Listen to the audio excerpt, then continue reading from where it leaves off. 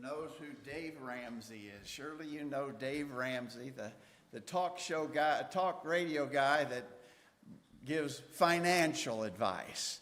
Of course, the financial advice that he gives is just simple common sense, the same kind of thing your grandmother would have told you about money. He's made a fortune just reciting simple common sense principles about money. One of the things that Dave Ramsey always emphasizes is a budget. Dave Ramsey says you need a budget. He says a budget is, quote, a budget is telling you, let me start that over. This is his quote. A budget is you telling your money where to go instead of you wondering where it went. Okay? That's right. He's right about that, of course. And as I said, that's just common sense. That's not rocket science. He's made a fortune saying simple things like that. So let me ask you, have you got a budget? Have you got a budget? You probably should have. If you don't have one, I imagine you probably should have. It's really a good thing. Dave Ramsey is right about that. Now, in your budget, what do you have on your budget? What's line item number 1, number 2, number 3? Because that's the way a budget works, right? You put your top priorities first, the absolute things that must be paid for or money must be set aside for. You put those things first, and then you work down to things that are less important, things of lower priority. All right. Now, as God's people, we have to look at it differently than people of the world, right? Because as the people of God, our giving to God has to be a high budget priority. It has to be right up there at the top. It certainly should not be at the bottom of the budget list, wherein we have gotten everything else that we want. We've allocated money and paid for everything else that our heart desires. And then, in our budget, whatever's left over is what we'll give to God. That doesn't work. That's not right. That's not biblically correct. Where is giving on your budget? Tonight, we want to talk about the subject of giving, but we want to do it a little differently. We want to approach this subject of giving by looking at tithing and ask the question, what about tithing? And so we're going to approach the broader question of giving by asking and answering this question, what about tithing? Thanks for being here tonight. We appreciate you so much. It's been a beautiful Lord's Day, although a windy one here in Middle Tennessee. We have been blessed so many ways, and we're certainly blessed again tonight to be able to be together, to study from God's Word, to worship and glorify Him, hopefully to encourage and edify each other. Now, we really do intend for this to be an encouraging and edifying study from the Word of God. You know, I think some people, oh no, the preacher's going to talk about giving again. They always harping on the giving. Well, the fact of the matter is that's not really true. I can't even remember the last time I preached about giving, so we're not really harping on it. But it certainly is an important subject and one that we have to pay attention to. So what about tithing? First of all, I think you know that a tithe is 1/10. You know, that's a Bible word, really. Tithing is a Bible word, or a tithe. That's a Bible word. But it's a Bible word that most everybody understands. Even people that have just a very, very minimal understanding of Bible subjects would understand that if you're talking about a tithe, you're talking about 1/10. And so a tithe is 1/10. And we're going to let the scriptures actually give us that definition here in a minute. This concept that God's portion, what should be given to God, is 1/10 or a tithe, dates way back. It dates way back before the giving of the law of Moses on Mount Sinai. In fact, we even have a reference to it all the way back to the days of Abraham. And so this is not something new. This has been around for a long time, even predating the law of Moses. In Genesis chapter 14, beginning verse 18, is a description of some events that happened in the life of Abraham. I think you will remember that Abraham's nephew Lot and others had been captured in a war. Several kings went to battle against one another, and one of the kings was the king of Sodom, where Lot was living, and he and his family and others and possessions were taken away captive. when Abraham found out about that, especially about his nephew Lot being included in the hostages, he went into action, and he pursued them and overtook them and conquered those kings and brought back the spoil. And he brought back Lot and the other captives. And here in Genesis chapter 14, Melchizedek went out to meet Abraham went out to meet Abraham as Abraham is returning with those captives. Melchizedek, king of Salem, brought forth bread and wine, and he was the priest of the Most High God. And he blessed him and said, "Blessed be Abram of the Most High God, possessor of heaven and earth, and blessed be the Most High God, which hath delivered thine enemies into thy hand." And he gave him tithes of all. So this was Melchizedek. Notice Melchizedek was a priest of God. And I believe we're talking about Abraham here. The grammar in the King James is a little bit off. He gave him tithes of all. And so there's the first, in my understanding, the first reference to this idea of tithing. The English Standard Version actually says Abraham gave him a tenth of everything. And so by looking at those two translations, even if we didn't have any knowledge of the original languages at all, notice it's called a tithe here, it's called a tenth here. And so Abraham gave a tithe or a tenth to Melchizedek. First reference to this, but notice it way before the law of Moses would have been given. In Genesis chapter 28, we read about Jacob. Jacob would have been Abraham's grandson. There's some kind of ugly family history that leads up to this. But Jacob is forced to flee from his twin brother Esau. Esau has vowed to kill him. And so Jacob is forced to flee. And Jacob made a vow saying, "If God will be with me and will keep me in this way that I go, and will give me bread to eat and clothing to wear, so that I come again to my father's house in peace, then the Lord shall be my God. And of all that you give me, I will give a full tenth to you." And so here's Abraham's grandson, Jacob, and he's also committing to give a tenth or a tithe to God. So there's our 1/10 again. I don't think that's new information to any of us. As I said, I think most people who know anything at all about religion or the Bible understand the concept of tithing being 1/10. Now, under the law of Moses, this actually became formalized. It became encoded in the law that God gave to Moses on Mount Sinai. I guess we could use the word, it was formalized as God's law for his people. If you look at Leviticus chapter 27, Leviticus 27, begin verse 30, it says, "All the tithe of the land, whether of the seed of the land or the fruit of the trees, the Lord's, it is holy to the Lord.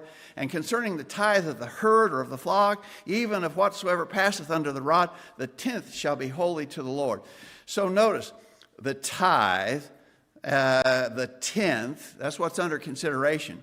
It included the seed of the land, the fruit of the tree. So if you're a farmer and you plant a crop and you harvest the seeds of that crop, be it wheat, for instance, you would give a tenth of that to the Lord. If you had trees and they bore fruit, you would give a tenth of that to the Lord when you made the harvest. But it was also the tithe of the herd or the flock. And so that's why you keep animals, right? If you're in that kind of agricultural business, you want your herds to increase by your breeding stock bearing more of the same kind.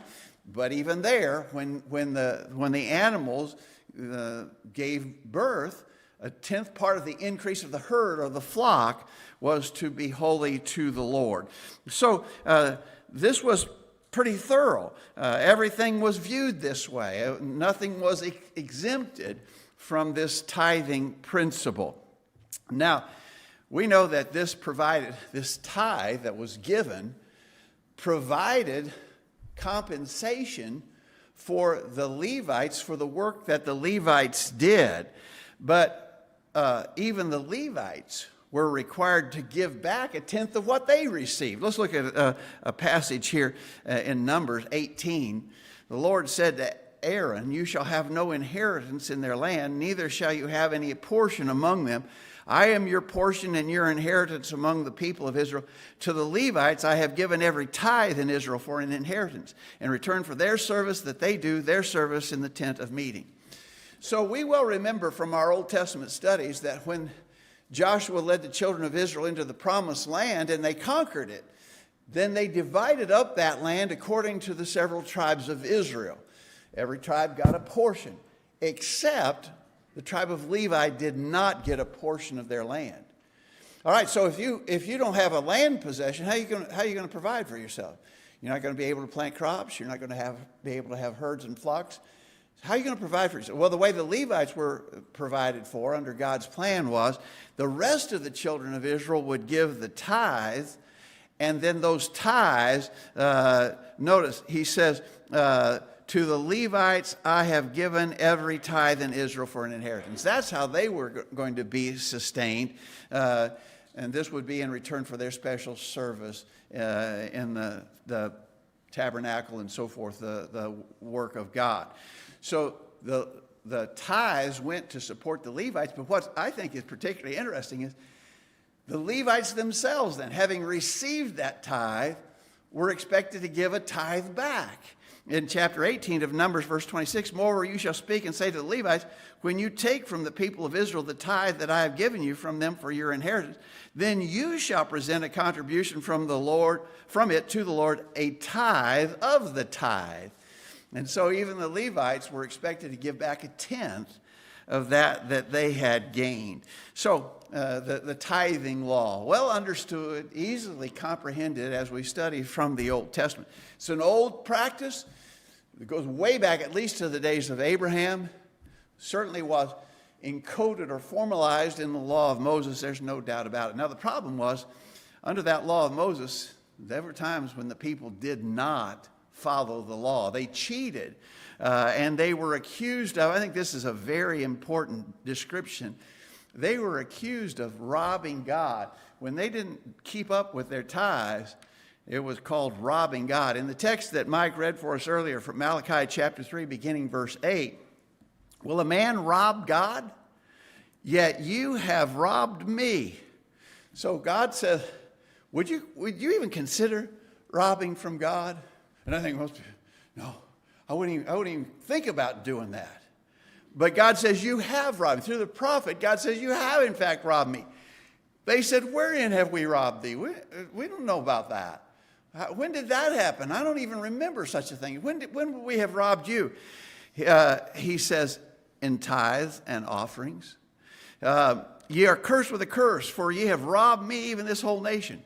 Bring ye all the tithes into the storehouse, that there may be meat in mine house, and prove me now herewith, saith the Lord of hosts, if I will not open you the windows of heaven and pour you out a blessing, that there shall not be room enough to receive it.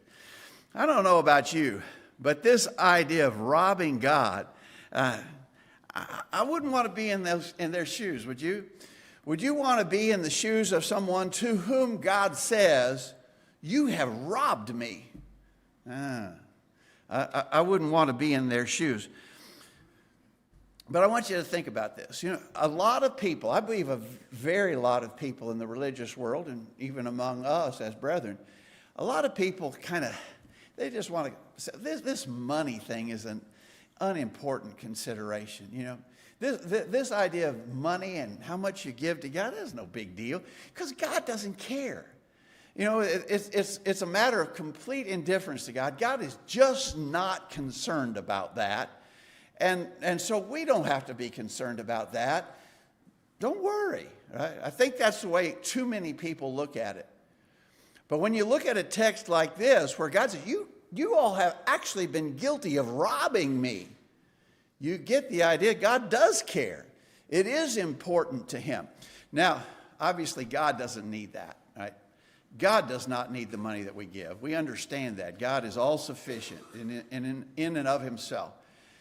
But the instruction to give liberally, for the people under Old Testament times to give a tithe, that was for them. Like everything else about God's law, it was for them, for their well-being. God knows that we need to be that kind of people who are willing to sacrifice self for the greater good. And so the instructions to give, and to give generously. We'll talk more about that in just a minute. God does, but I really want to stress to here from this reading in Malachi 3, God is observing our giving, and he cares about our giving. And when we don't give as we ought to, he views it as robbing him. Okay? All right, let's go a little bit further. So, again, some under that Old Testament cheated and were accused of robbing God. Jesus himself, when we get to the New Testament in the life of Jesus, Jesus made two references, only two that I can find. Jesus made two references to tithing. The first of them in Luke 18, beginning verse 10, when Jesus talked about the Pharisee and the publican who went up to pray. Two men went up to the temple to pray, the one a Pharisee, the other a publican. The Pharisee stood and prayed thus with himself, I thank God that I am not as other men are, extortioners, unjust, adulterers, or even as this publican. I fast twice in the week. I give tithes of all that I possess. The Pharisee obviously thought it was praiseworthy for him to, and he, as we've often said here, he's just bragging on himself, right? But he thought it was praiseworthy to point out, I give a tithe of everything. But the fact of the matter is, this wasn't anything more than what the law of Moses actually required of him. He's kind of bragging about it, but the fact of the matter is, he was just doing exactly, and no more so, than what the law of Moses would have required of him. He was a Jew living under the law of Moses still. And so that was what God expected of him. It wasn't anything to brag about. He was just doing what he was told to do. In Matthew chapter 23, there's a long text there, and you remember it well. There's a long text where Jesus is rebuking and criticizing the hypocritical Pharisees. And one of the things that he criticized them about was their giving. He says, woe unto you, scribes and Pharisees, hypocrites. Notice, for ye pay tithe, so they were paying tithe, of mint, anise, and cumin. So, well, let's read the rest of that. You pay tithes of mint, anise, and cumin, and have omitted the weightier matters of the law, judgment, mercy, and faith. These ought ye to have done, and not to leave the other undone. So, as we've often described it, when Jesus said, you pay tithe of mint and anise and cumin, what he was referring to there is just garden herbs, right? Mint, anise, and cumin were just garden herbs. How much do you get when you bring in a year's worth of a crop of mint or anise or cumin? How much do you get? Well, maybe a handful, certainly not a whole lot. But the Pharisees were so meticulous in observing the rule of the tithe that they would take that handful of garden herbs, they carefully divide it up into 10 parts, and they'd give a tenth to the Lord. Now, the problem with them was they weren't paying attention to lots of things, serious things they were completely neglecting. He mentions law, judgment, mercy, and faith. They were just, well, not matters of law, the judgment, mercy, and faith. They were omitting any concern for those things at all. Now, here's the key expression. Jesus said, these ought ye to have done, what? Judgment, mercy, and faith. These ought you to have done, and not to leave the other. He says, I'm not condemning you for paying a tenth of your garden herbs. You ought to do that. You just need to do these other things too, right? And so in this reference from Jesus, remember, Jesus was still living under the times of the law of Moses. The tithe law was still in force. And Jesus is saying, you're not wrong for being so careful about giving a tithe of your garden herbs. That's not wrong. You ought to do that. Just don't leave these other things off. Make sure that you're paying attention to these, as he called them, weightier matters of the law. There's one other reference in the New Testament to tithing, as far as I can determine. There's one reference, and we're not going to take time to look at it tonight, but in Hebrews chapter 7, there's a reference to that episode that we read earlier where Melchizedek went out to meet Abraham, and Abraham paid Melchizedek a tithe. So the Hebrew writer uses that to illustrate that the priesthood of Jesus is a priest forever after the order of Melchizedek. The Hebrew writer is using that reference to indicate that the priesthood of Jesus is superior to the Levitical priesthood. Because the Hebrew writer develops that in a way. He says, in a sense, the tribe of Levi was still in the loins of the father. Levi hadn't even been born yet, but the great-grandfather of Levi had been involved. And the great-grandfather of Levi paid tithes to Melchizedek. Therefore, the order of Melchizedek is greater than the Levitical priesthood. That's the argument that he makes there in Hebrews 7. But again, there's just those three references in the New Testament to the principle of tithing. All right. So the question we ultimately come to is, what about today? How should we view this today? So our question is, what about tithing, and how does it apply to us today? Well, to start with, let's start with this reminder. In Romans chapter 15, verse 4, it says, whatsoever things were written aforetime were written for our learning, that we through patient and comforts of the Scriptures might have hope. So the things written aforetime were written for our learning. So what we read in the Old Testament, and we spend a lot of time studying the Old Testament because we think it's important. In fact, we just recently on Wednesday night begun an Old Testament survey where we want to be reminded of those principles in the Old Testament again. Those things are there for a reason. We learn from them. The things written aforetime were written for our learning. So that being the case, there should be something that we can learn from the information that we've been reviewing about this principle of tithing in our giving. So, what about tithing today? What about today? Well, first of all, we have to point out, because we would not want to be misunderstood about this whatsoever. In the New Testament, under the law of Christ, there's no percentage that is specified. In other words, you can't go anywhere and say, well, there it is in the New Testament where for Christians, we are commanded to tithe. It's just not there, right? There's no command for Christians in the New Testament to be paying a tithe. In fact, there's no percentage, 1/10 or otherwise. There's no percentage that's specified in the New Testament at all. But the question has to be asked, does this automatically mean that less would be considered acceptable? We quickly acknowledge that the New Testament does not anywhere bind the tithe upon Christians. It's just not there. But the follow-up question is, are we right if we assume, therefore, that giving less would be fine? Giving less would be acceptable to God? In answer to that, I want to remind you of what the Hebrew writer said in Hebrews chapter 8, verse 6. Hebrews 8, verse 6, but now hath Jesus obtained a more excellent ministry, by how much also he is the mediator of a better covenant, which was established upon better promises. So that's talking about us, right? That's talking about what the law that we live under today. It's a better covenant, and there's better promises. You would agree with that, right? There wouldn't be any argument from you that we're really blessed that we don't live under that Old Testament system. There was a lot about that Old Testament system that was hard and unpleasant. It would have been hard to keep. We live under a much better covenant, and we are the recipients of much better promises, the Hebrew writer says.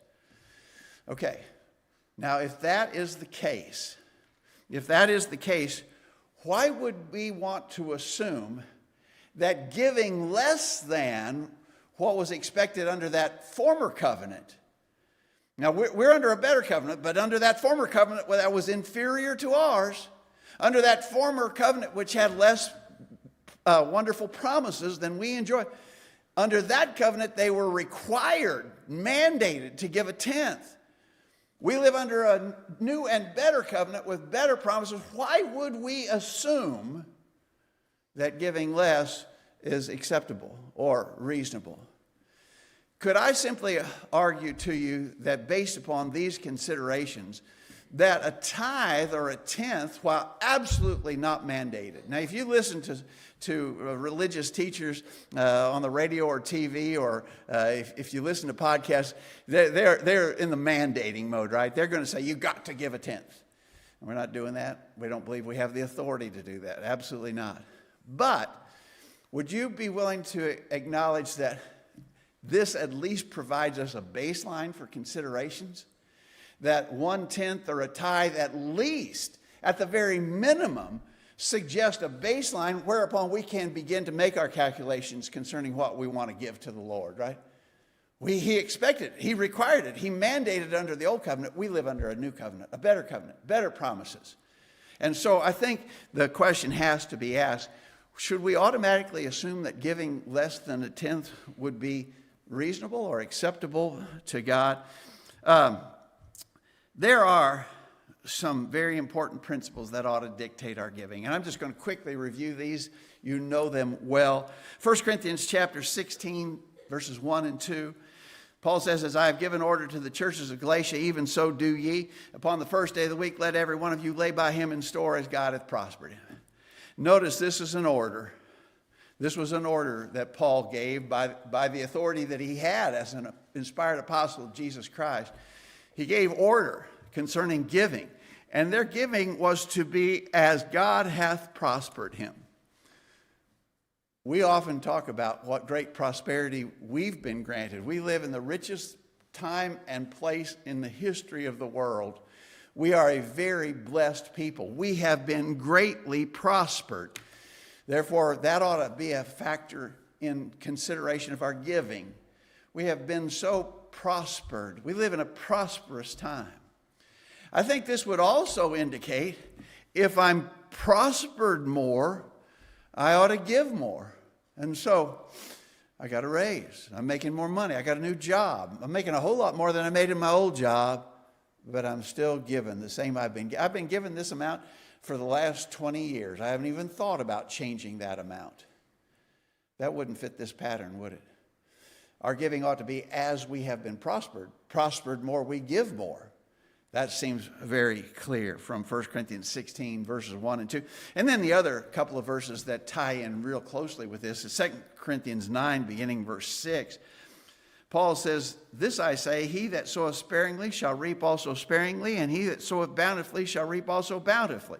Every man according as he purposeth in his heart, so let him give, not grudgingly or of necessity, for God loveth a cheerful giver. First things first here. He's talking about giving, right? And if you looked at the context of this, you'd see that the context of this is talking about the money that they were giving, going all the way back into chapter 8 that we'll look at in a minute. But notice, if you sow sparingly, expect to reap sparingly. If you sow bountifully, expect to reap bountifully. In other words, God is looking. You giving just a little, or are you giving a lot? He's observing that. And so, as God is observing that, purpose in your heart. Dave Ramsey says, make a budget. The Word of God says, purpose in your heart. Okay, you got to do that. You got to make a plan. Purpose in your heart. That being the case, then I'm not coming to church on Sunday morning, and as the collection plate is being passed around, I sort of in a panic reach for my wallet and see how much loose change I might have there that I can throw in the plate. That's not a plan, right? I haven't purposed that. I haven't made that plan. I haven't made a budget. So as he purposed in his heart, so let him give, not grudgingly or of necessity. In other words, I should be glad. I should be thankful that I have the opportunity to be able to give. I should not begrudge it. I should not give just because I guess I got to. I'm doing this out of necessity. No, I don't want to. No, we should give not grudgingly or necessity. We should be a cheerful giver. These are all principles that you understand very well. But we need to see our giving as a blessing and privilege. We often talk about the work we're doing here at College View. In addition to the work, the immediate work in this community, if you look back there on the board, we're supporting 14 preachers in both here in the United States and in other parts of the world. And it's always been our pattern here. When we support preachers, we don't typically do it just a little. We invest pretty heavily in the preachers that we are supporting, and we're giving a lot of money on a monthly basis to preachers who are preaching in other parts of the world. That's a great thing. And for us here, we need to take some real sense of accomplishment. Very glad that we can glorify God in this way and be a participant in that kind of work in spreading the gospel in those parts of the world. So, again, be glad to give. Be a cheerful giver. All right. right here, I just want to throw in a question to you, and I'm not even going to spend time answering it. Here's my question to you. We talk about our giving and the calculating of our giving. And I very strongly believe, and I'm convinced that you can't offer a very strong argument to counter this. 1/10 ought to be a baseline consideration. Sometimes you might, because of circumstances, not be able to give that much. Sometimes because of situations, you can probably give a lot more, and people do. Let me ask you this question. I'll throw this out there for debate, and you can comment to me later. If you're going to use that 1/10 as your baseline consideration, that's where you start thinking. Would you base your 1/10 on your gross pay or your net pay? In other words, so you get your paycheck and it says, well, this is how much you made, but then they've all got it broken down out here. And a bunch of it's taken out of your pay before you ever get your paycheck, right? And so the gross amount is up here, but you're getting the net. In other words, so the gross is one thing, the net is another. The net is actually what you bring home, right? Should you calculate your 1/10? I'm not even going to say that you have to do that. Remember, we're not able. We can't bind the tithe. But if you're going to use the 1/10 as your baseline, would you do that based upon your gross or on your net? I'm going to leave that. I'd be glad to hear from some of you about that. And I've heard that debated back and forth among brethren for forever. But you know, the fact of the matter is, when they take that money out of my paycheck, taxes, right, and Social Security and so forth, when they take that money out, it's not like I'm not getting something for it. I'm actually buying something for that. You know, I'm getting some pretty valuable services for what they take out of my check.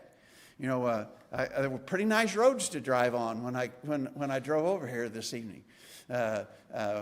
There's police protection, you know, against violent people who might do us harm. Our army protects us from invading armies.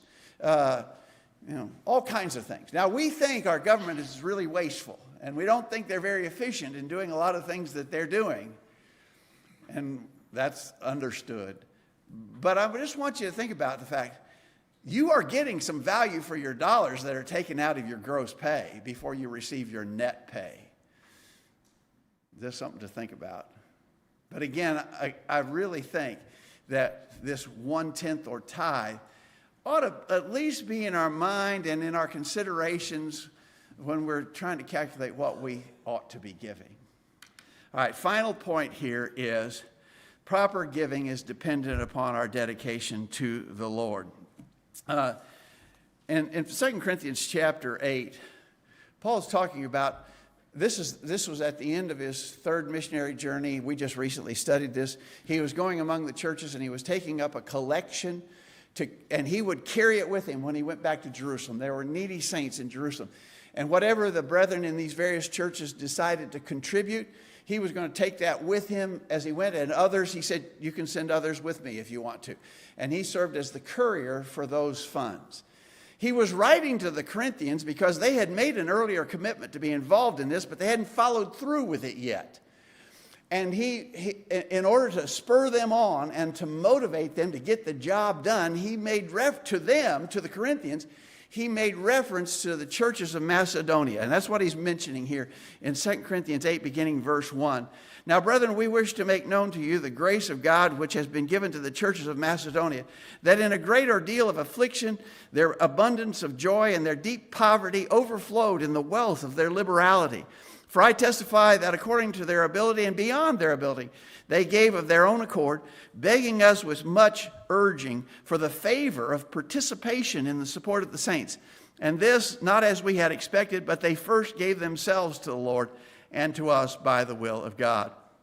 Several things to mention there. Notice they were under a great ordeal of affliction. They were in deep poverty. And so it's not like these Christians that he was describing, they got so much money they don't even know what to do with it all. They're so rich, money's just running out of their pockets. They can't even count it fast enough. That was not the case with the churches of Macedonia. They were in a great ordeal of affliction. They were actually in deep poverty, But notice there was an overflowing of liberality on their part. And they begged us with much urging for the favor of participation in this giving situation. Oh man, those people were really about it, weren't they? They were really wanting to be involved. But notice, what was the key? They first gave themselves to the Lord. Because they had committed themselves, it was easy for them to commit their money. And I think that principle still applies today. That if we really commit ourselves, then this question about giving becomes a much easier question when we have that sense of dedication. It's not that we're just giving some part of our money. It's actually we've given ourselves. And therefore, giving some of our money is a very easy thing because we have committed ourselves. Think about that.